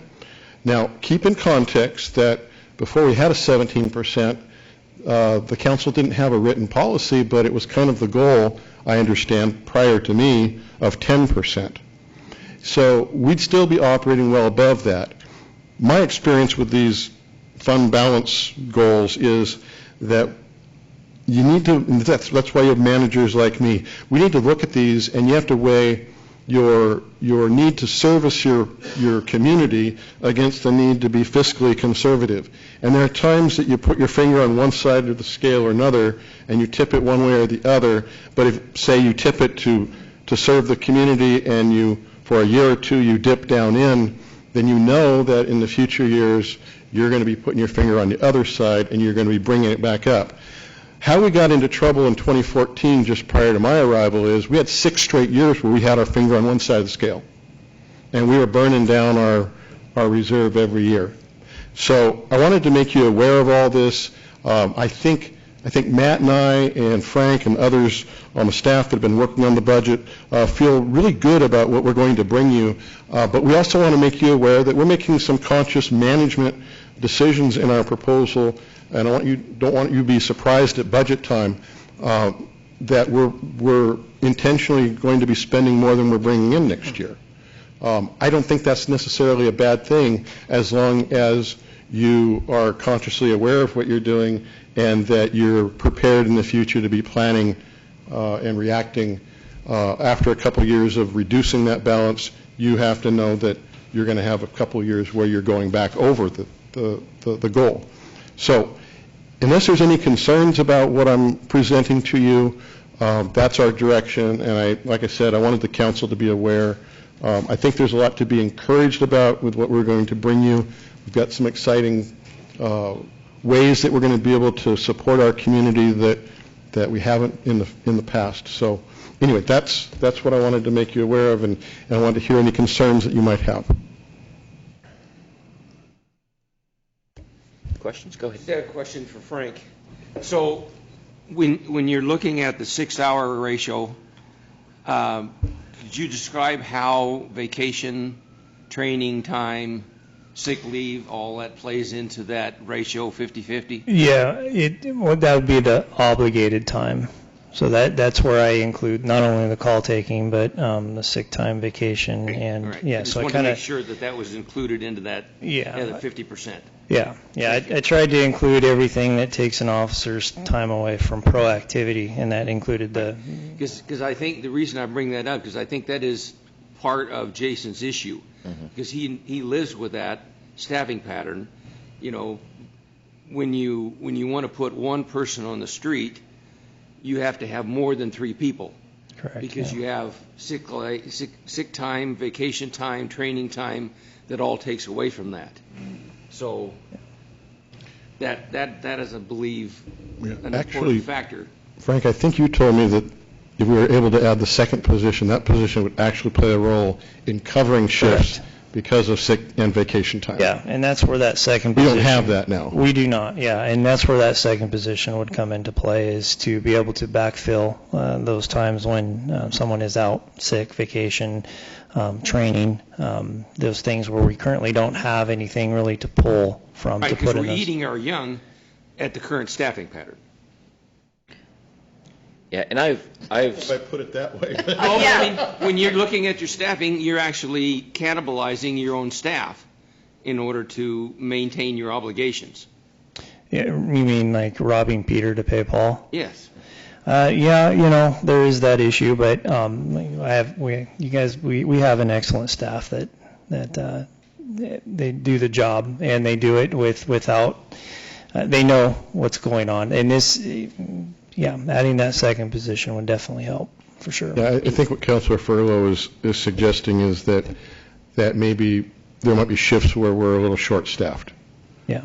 And that does happen because of sick and vacation? Yeah, you're right. Yeah, correct. Yeah, I think that's what you're getting at. Yeah. And they are, there's some times when I only have 2 officers out. Right. So you might end up with an average of 4.5, but that doesn't mean on an operational day that 4.5 is actually met. Right.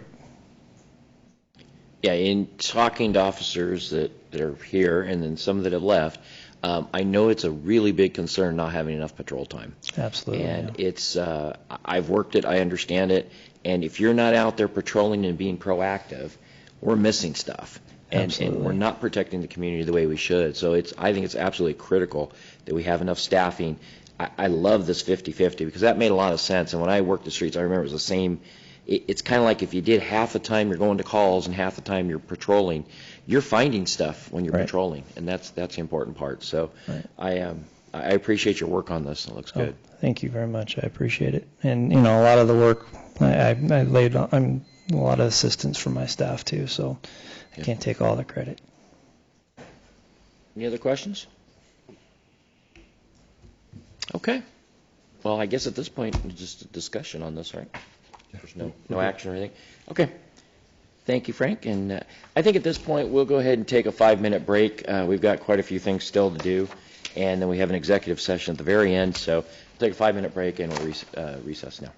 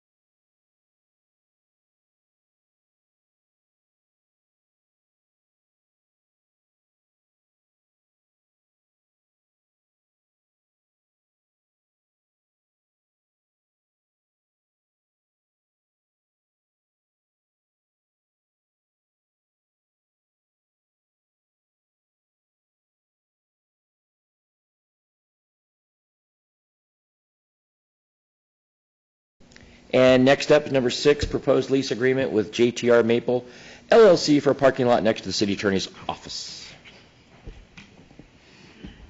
And that'll be Gary Marks. Oh, and Jason Williams. I'm going to recognize Jason Williams. And for the record, I'll recuse myself from anything. Very good. Thank you, Mr. Mayor, City Council. I bring before you tonight a recommendation to approve a commercial lease agreement with JTR Maple LLC to help alleviate the parking problem at City Hall. As you know, parking there is rather challenging, especially on certain days of the month or days of the week that we have Lynn County Court. Staff is looking to add 8 additional parking stalls on the east side of the alley in front of the 2 trees that are adjacent there. The agreement with JTR Maple would be for a rent-free lease agreement for those parking stalls with the improvements that we would make to the existing parking in the facility. City staff will do most of the work. We will contract out the paving. Other than that, we'll do all the construction needed to get the project done. The 8 additional stalls we can use for staff parking during business hours, which will help our customers be closer to the front entrance to City Hall when they do finally get a spot. And we can use those 8 additional stalls for all our downtown park events. You know, parking's a little tough around Ralston Park all summer long. So, with that, I'll answer any questions. Questions? I thought of that actually as one of the first things, besides, you know, the overflow and the parking at the City Hall, is the events over at Ralston Park. That's great, because we really need that. There's just no parking over there, and that's. And then if we have the farmers market, then that takes up that parking lot. So this is good. Any other questions? Sounds like a no-brainer to me. Yep. Okay, I'll entertain a motion. Can I just put on the record, because I want everybody to know this? But you recused yourself. I recused myself, but what I'm saying is that there was outside counsel that reviewed this on behalf of the city, so. Good Yeah, I point, should have thank you. mentioned that. Sorry, Trey. I'll entertain a motion. Move for the approval. Second it. It's been moved and seconded to approve the lease agreement with JTR Maple. All those in favor say aye. Aye. Those opposed? Motion passes. Thank you. Thank you. Number 7, utility rate adjustments. Ron Whitlatch.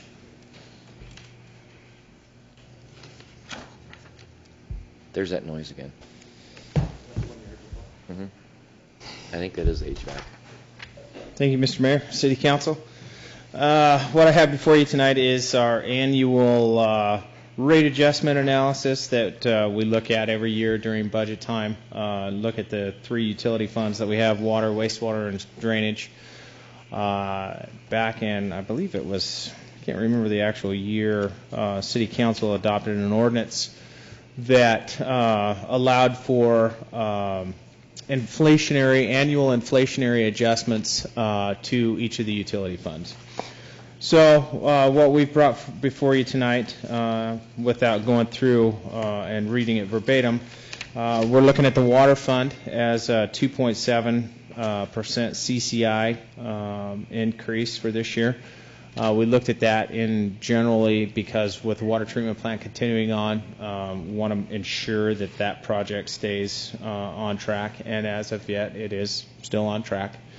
We looked at the wastewater fund. This year, we're not recommending any increase in wastewater. That's kind of due to a couple of positions, mainly in engineering. As you know, Rob Emmons vacated his assistant position to me, which has created some extra work for us, but that's okay. We're in process of trying to fill that position, but so far we have not had any luck, and my guess is it's probably going to be that way for the next 3 to 5, maybe even longer. Some of the people I've talked to say it may take 1 year to 2 years to fill that position. Just a lot People I know in other agencies have had that long to fill a senior level position. So kind of crazy. And then also with the retirement of Ed Patton last year, we hired back and we hired an engineering tech 2 position as opposed to a senior engineer.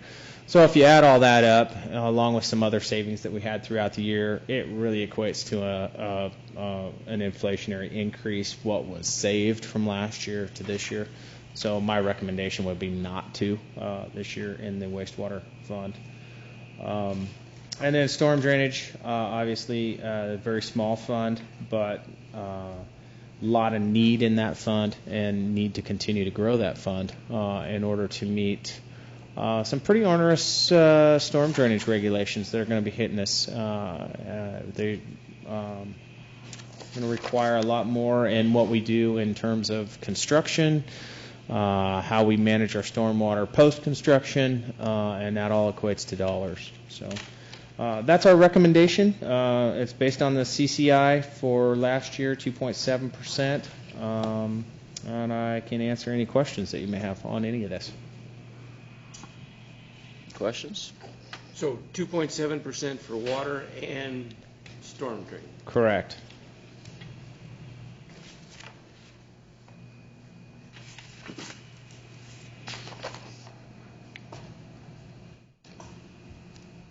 And you can see what that does. That basically leaves it's about 9 cents on average in your drainage fund per month, per person, or per household. And then roughly a little less than $2 in water And this on average. This next budget, is it this next budget or the budget after that we're going to have to budget for 6 months of operating both water plants? It's in this budget, and that's probably between that and where we're at in the construction of the plant. That's why we're recommending the 2.7 in water. Okay. The people that we've hired, they share those two funds. They're budgeted out of those two funds. But with water being what it is, with some unknowns coming out there, and what the operational expenses are going to be with the new plant as we start it up, and with running 2 plants next year, this next fiscal year. That's so is it possible then the following year, shutting one plant down, significant savings, or is that already kind of in the plan long-term money-wise? That's in the long-term plan. So there's not going to be really any savings there. So how we're operating 2 plants next year is basically the way we built these, I guess the financial package for the treatment plant project itself, we factored in $500,000 as we were putting the thing together for dual operations. Okay. Yes. Okay. Yes. So that's been factored in, and that's already in this current year budget, or the one that's going to be brought before council in May. So there is no additional hit per se.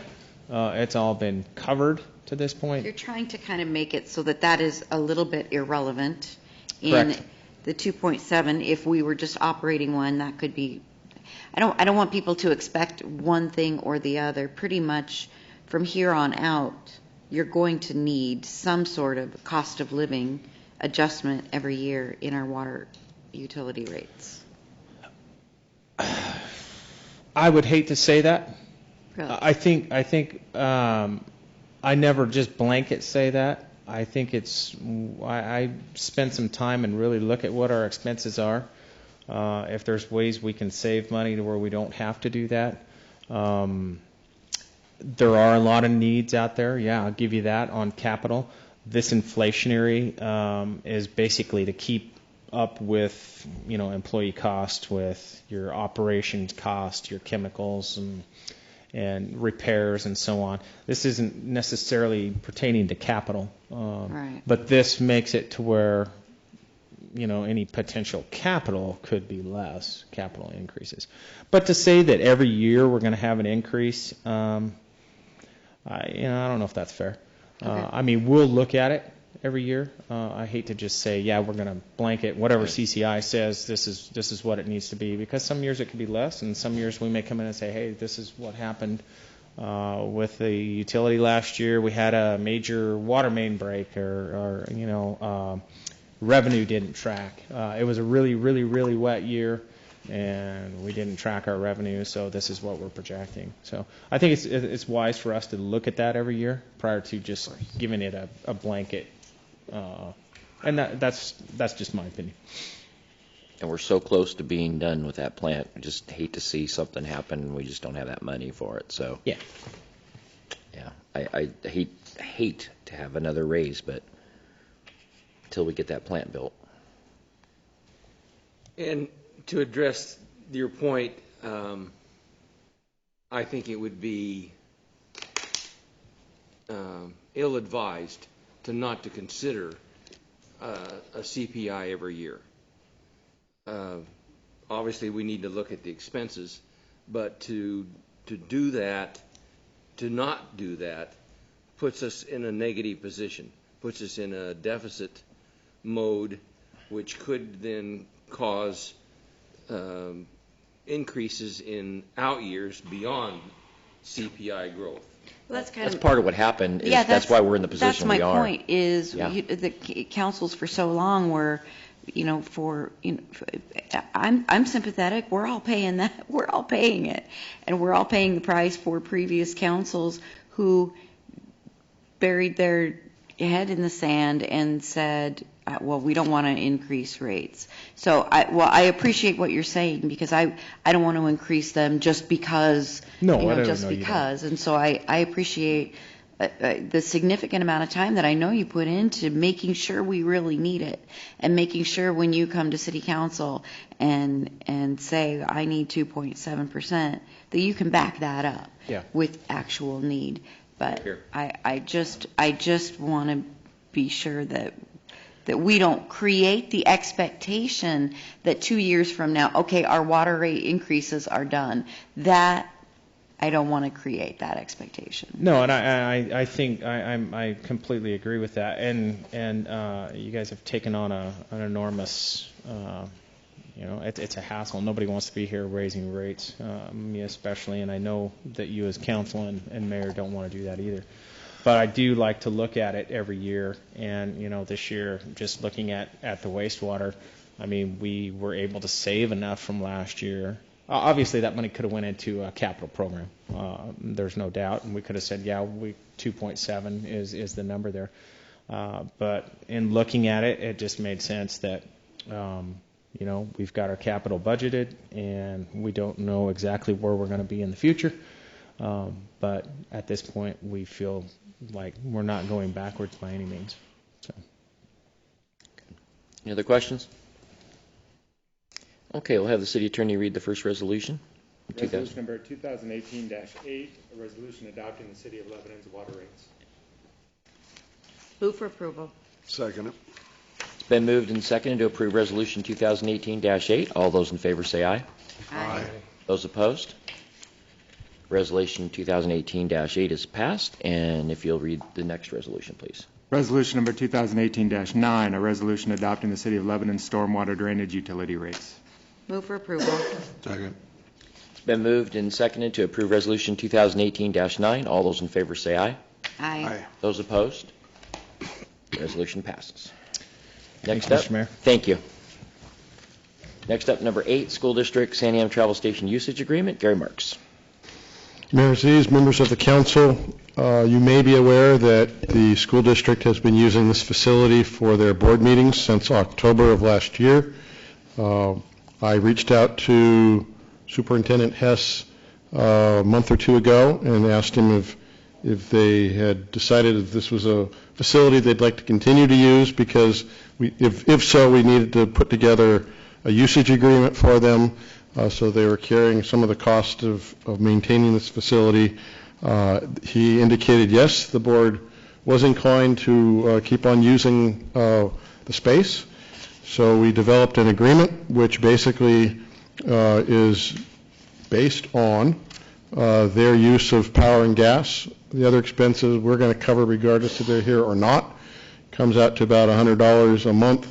The agreement spells out that they make an annual payment of $1,200 If they use the facility for additional meetings beyond 12 in the course of the year, they pay $100 additional for each of those meetings. That's basically the agreement. If that's something that you can support, I would ask you to approve the agreement. If you have any questions, I'll be happy to respond. Were they currently paying that? Were they paying anything, or we were just letting them? They haven't paid anything yet, but once this agreement is in place, then they'll be catching up from October to now. From March. Pardon me? Not from October, but from March. Well, it says that they're going to pay for the meetings they've used up until June 30th in this fiscal year, which would... Beginning March, though, not beginning October. Okay, well, we've understood differently. It's one or the other. Okay. I still think it's October, but I can clarify that with Superintendent. I think that's the way it reads. Yeah, it's a good partnership with the school district, and we use their facility for many, many years, and I know even on the Planning Commission, we would use the school board meeting room when we didn't have chambers, so I think that's a good usage of it. Any other questions or discussion? Move for approval. Second it. It's been moved and seconded to approve the Santiam Travel Station usage agreement. All those in favor say aye. Aye. Those opposed? Motion passes. Number 9, establishing a museum ad hoc advisory committee, presented by myself. Did you want to read it, Linda, or did you want me to? No? No, go ahead. Okay. At the last city council meeting, I had proposed an ad hoc committee for a museum so that we could preserve our history. It met with a lot of really positive comments, and I was out at the Biz Expo the other day and just had a lot of people coming up to me excited about it. So I would like to officially get this committee off the ground and get people selected. And this gives it a definite time. It gives kind of parameters of the committee. And any questions on this? Pretty much what we did with the with your committee, the Arts Committee. It is just establishing a committee as opposed to just having a committee and not really having an end and beginning. Strawberry Plaza, we did the same thing. Okay, if there's no questions, then we'll have the city attorney read the resolution, please. 2018-10.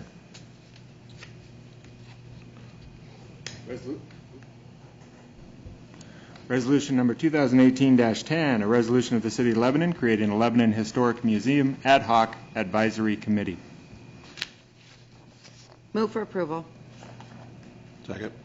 It's been moved and seconded to approve Resolution 2018-10. All those in favor say aye. Aye. Those opposed? Motion passes, or the resolution passes. And next up is Gary, City Manager's Report. Mayor Aziz, members of the council, my report is in the packet. Rather than go over the material that's there, I wanted to take my time here to just kind of put in one place a report on our economic development efforts going forward. We've got some ongoing and some new initiatives. I just wanted to kind of package the whole thing together for you. You're aware that we've just recently completed the wetlands delineation that was submitted to the Division of State Lands. We're expecting them to take some months to go through that. However, the second part of our wetland strategy has been to work with an economic analysis firm, strategy folks, to put together a way for us to address both the shortage of wetlands mitigation credits that's in our biosphere and figure out how, when we are approached by outside employers who want to locate here, how can we mitigate that upfront cost for wetlands mitigation, which is what has driven away some of our potential employers. So this next budget coming up, we're proposing some funds in the budget to make that strategy effort possible. In addition to that, our strategic plan 12.1 calls for us to look at creating an economic development position, which would be in our community development department. The position would focus on our industrial lands, so therefore this person would be involved in the wetlands issue and that effort to find solutions, also to marketing our lands out to the greater world. And also there would be an emphasis on our commercial areas in town, focus on downtown as well. So that's something that we're looking forward to bringing you in the next budget. And then also, I've informed you earlier that we've been involved with 7 other of our sister cities in the Lynn-Benton County area in putting together a grant application to Business Oregon with the state of Oregon for a rural initiatives grant. Our grant was aimed at having the RAIN organization, that's an acronym for Regional Accelerator and Innovation Network, the area entrepreneurial support network. We're looking at expanding their scope of services by giving Lynn and Benton County areas their own facilitator, who would be someone who comes from a background of entrepreneurship, who would be assisting aspiring entrepreneurs in our 7 cities and in the 2 counties to develop businesses here under our feet. I mean, we spend time talking about recruiting employers to come in, but there's the other aspect of supporting those individuals here who live here, who have ideas, but maybe don't have the wherewithal or the knowledge to how to bring that together, or how to connect themselves to angel investors who are willing to invest in startups and that sort of thing. The state of Oregon awarded the 8-city coalition $70,000 towards that effort. The 2 counties, Benton County has $20,000. There's soon to be an ask to the county, and I understand that our county, Lynn, is aware of the ask, and we're optimistic that they'll be throwing in $20,000, and then the 8 cities are divvying up an additional $20,000 amount. So we're looking at soon being able to launch our effort to expand the entrepreneur program in Lynn and Benton counties. That's good for us because one of the work items on the schedule for this new individual is to help us look at this incubator project on Main Street here in town at the old JCPenney building, which is, of course, owned by the community college. So I wanted to just make you aware that we've got several things kind of burning right now, and the new budget coming, some new capacity for us to address economic development. And then on that whole front, I've been asked by Dr. Larry Mullins to be a speaker at his Samaritan Solutions Conference next week, next Thursday, and I'll be talking about economic development strategy. So I'm looking forward to that as well. So if you had any questions about economic development and what we're doing, I'd be happy to respond to those. Sounds good. Thank you. Thank you, Gary.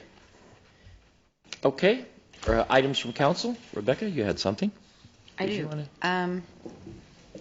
This goes along with our earlier discussion. I was approached by some people in my neighborhood who had a neighborhood watch meeting, and they asked me to read this petition, and then I'll speak to it a little bit after I read it. To the Lebanon City Council, we, the undersigned Lebanon residents, request that the city take measures to reduce fast traffic on East Ash Street between Williams and Walnut Streets. We believe that impatient drivers are cutting through our neighborhood to avoid the stoplight at Grant and Williams. Measures that might correct this problem include 1 or more speed bumps on East Ash Street, 2 stop signs on East Ash at Hyatt, and 3 a stop sign on East Ash and Walnut. So this is a conversation that we've not only had just recently, but since pretty much my time on council, and it is the number one thing that people come and complain to me. And of course, we've discussed speed bumps ad nauseum.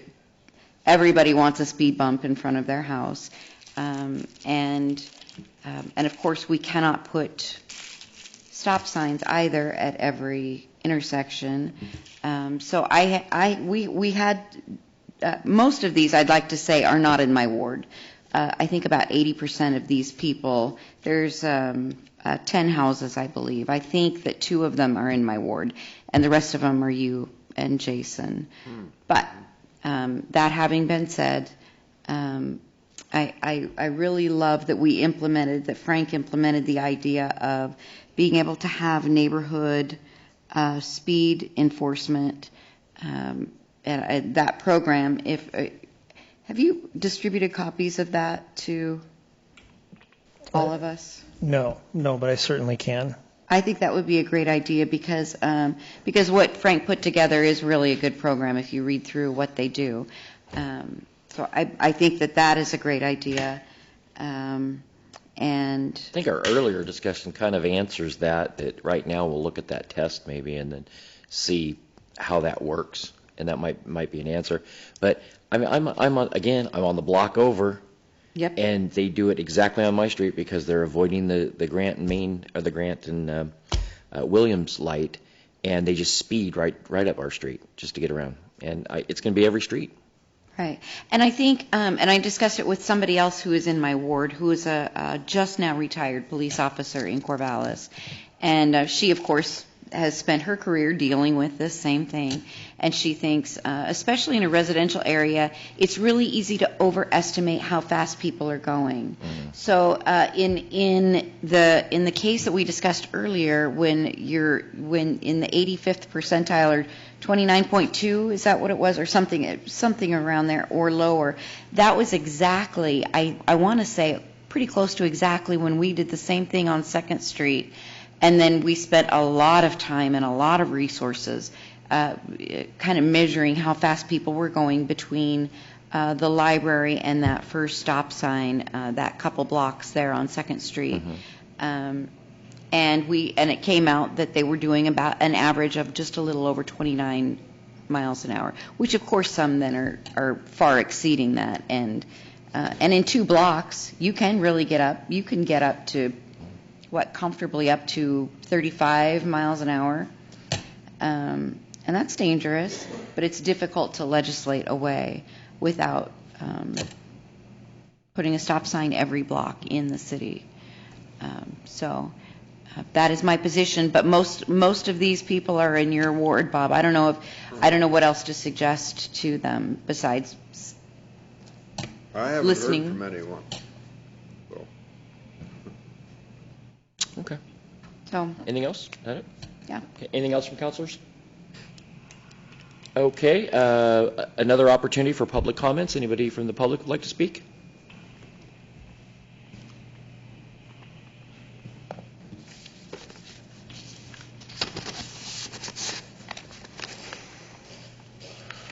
Well, my name is Nick Bodker again from 5th Street. As we talk about this, once again, I want to say thank you to all the people and the resources that have been put into it. You know, Rebecca talks about, well, if we do it here, well, we have to do it everywhere in the city. How are we going to set these parameters? And I think it's great how, I don't remember if it was Floyd or Robert that suggested, let's do a pilot run and see how it works. You know, I get it's an issue. We've been working with the chief. Our neighborhood watch that we've developed has put a great number of resources and time into working with the police department to come up with a better solution. You know, you talk about stop signs in the whole city and all this issue. One thing you guys need to remember is our area is the only area that is unique as far as having 2 schools that border our area. So, you know, we can talk about 2nd Street. We can talk about, you know, your neighborhood. I've been through your neighborhood when you do your Christmas lights. People race right by your house even when there's people doing your Christmas lights. But the thing we have to remember is we talked about the price. You know, Ron mentioned $70,000. What's your child's life worth? What's your child's life worth? Would you pay $70,000 to know your child's going to survive? And the city's aware of this issue. And, you know, on our street right there, I don't know if you guys are aware, but Cascade School dumps right onto 5th. And that is the only way for all the kids that live in that neighborhood through the bowling alley and everything to get home without going down Airport. So we do have a more concentrated of younger kids along with the high school kids getting released at the same time. So, you know, we're excited. We're open to help the city, to help the police department however we can. But Ron also talks about, you know, and the chief talked about, part of that is a school zone. So if 30 miles an hour is the median speed, the 85 percentile, we'll say, well, that's technically, depending which part of that school zone you're in, that's 10 over the speed limit. So, to say that, well, maybe we should adjust the speed to 30, or maybe the speed in the neighborhood should be 30, you have to realize our area is kind of unique. We can argue, yeah, it's 25, yeah, it's a school zone, but in theory, we all know that that should probably be a school zone, and part of it, Frank confirms, is a school zone. So, that's 10 over the speed limit. That's what we have to remember. All the other neighborhoods, it's only 5 over the speed limit. So, however we go forward to this, we're completely open. We've offered, everyone has it. We're not looking for just our neighborhood. I think as a whole, I would like to suggest, we have this Arborist Day, we have this, I can't remember what you called it, Suicide Week or whatever you called it. Maybe we need to have as a city a speed awareness week, because as we all sit here and talk, it's in every one of our neighborhoods. And Lebanon's policing, we're a community policing. I agree with Frank. We can hand out tickets all day, but it doesn't help educate the people. I don't remember if it was Gary or somebody brought up maybe we should publish in the media. So maybe we should have like a speed awareness week where it is published in the media, and we work with the police department. We work with all the neighborhood watch groups to bring speed awareness in those neighborhood watch groups throughout the city. Because, that's what a neighborhood watch group's for, right, is to work with the city to, bring awareness, to help the police department. So maybe that's what we need to do as a community, is come together. We talk about your museum thing. We talk about your economics growth and all this stuff. But speed is one thing that, we all know is a huge issue. So how are we going to tackle it as a community? I think that's something we really need to look at, is making like I said, an awareness week, awareness month, however we want to do it. But something as a community that we do. Okay. So thank you guys. Thanks, Nick. Appreciate it. Appreciate your time, too. I know this month is Distractive Driving Awareness Month, and I think it falls right along the lines of that. Speed, people that aren't paying attention are just as distracted as people on a cell phone. So, and I think, I'm just going to say that this is a very complex issue. It's not going to be fixed overnight, and as long as we continue to work together, and that's what we're doing here, and that's what we're trying to accomplish. And it's an issue that we all recognize is citywide. So, And kind of along those lines, that actually just finalized today. We're going to be hosting a distracted driving class and seatbelt awareness. Dela is going to put it on for us. It's going to be targeted at high schoolers, new drivers. I've reached out to talk with the principals, the superintendent, coaches, people that kind of have some influence to get these people to go to it. So it's going to be on May 2nd from 7 to 9 at Hospital Conference Rooms BC. And we're even hoping to get teachers to say they'll give their kids a couple extra credits to get there. So being advertised, obviously sponsored by the City of Lebanon, because we have Dela and